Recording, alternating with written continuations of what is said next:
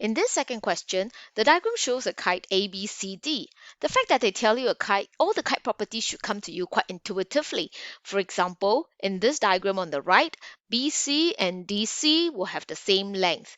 AB and AD will have the same length. That's what the kite is, two longer sides and then two shorter sides, but they are not the opposite. They are not equal in opposites, but in that diagram that you see. So we have got BC, DC. We've got AB, AD. All right, at the same time, when you hear kite, you must be able to know that the two diagonals essentially essentially are perpendicular to each other. They do not bisect, but they are perpendicular to each other. All right, so let's move on. The point A lies on the x-axis. Aha, lies on the x-axis. When it lies on the x-axis, we know it is something 0 as the coordinates.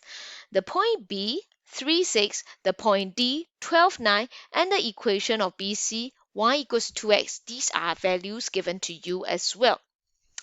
Part A, they want you to find the gradient of BD. Not too difficult, right? Because the coordinates of BD are given to you. So to find gradient of BD, all right, y1, if I say this is my set 1, all right, 9 minus 6, then I will have to use 12 minus 3. So gradient of BD essentially is 1/3. Part 2 of 2a says that hence find the gradient of AC as well. Gradient of AC, since we know that this shape is a kite, the gradient of AC essentially will be -1 over gradient of BD. So gradient of AC is equals to -1 gradient of BD, which means -1 over 1/3 to give you -3. Next up, in part B, the equation of AC. The equation of AC. To find equation, we need a point, we also need the gradient. We have the gradient of AC found in part A. Now issue is, where is a point that sits on AC? We do not have C. A, we've only got the y coordinate, not enough to fill up. Where else can we find the point? We know that the line AC actually bisects BD. All right, when it bisects BD, what does it mean? This point here is actually the midpoint of BD.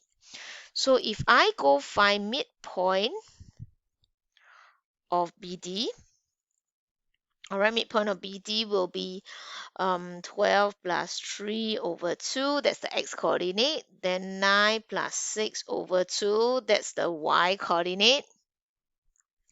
We are talking about 15 over 2, 15 over 2 for the y coordinate as well. So now that we have these values, we know that y minus 15, oops, maybe I should write it clearer. The equation, all right, equation of AC, therefore, is y minus 15 over 2 equals to -3 x minus 15 over 2.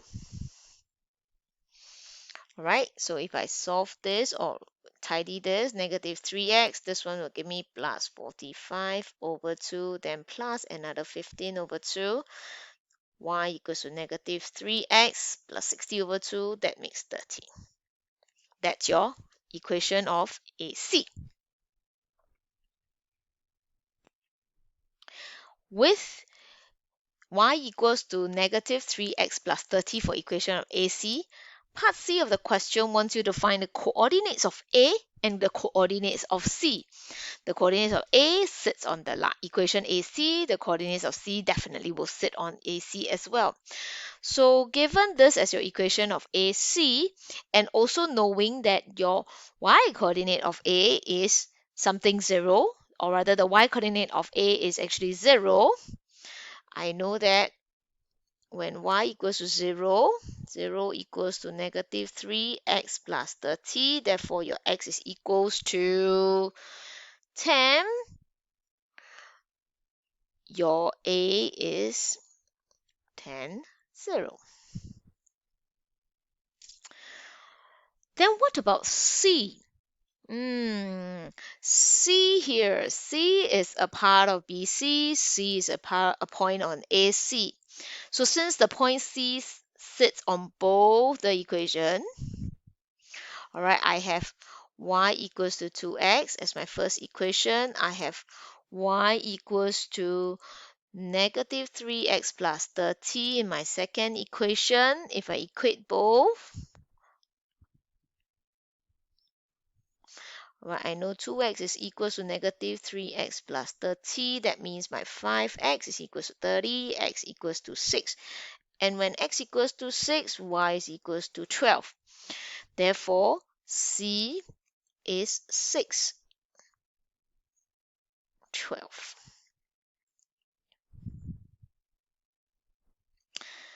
Next up, they want us to solve the length of BD and the length of AC. Let's fill in what we have. We know C is 6, 12. We know A is actually 10, 0. We've got coordinates of B, we've got coordinates of D. So to find the lengths, it's not difficult at all. Let's do this then. All right, to find the, let me start with length of BD. All right, length of BD, I know this will be 3 minus 12 square plus 6 minus 9 square. That will give me 90 inside. So if I want to leave it in exact form, I'll take 9 out because I find perfect square inside. 9 is a perfect square, so I 3 square root 10. Alternatively is to find your favorite, your best friend, your calculator. You should get 9.4868, so on and so forth, to give you 3 square root 10 units or 9.49 units. This one, 3SF.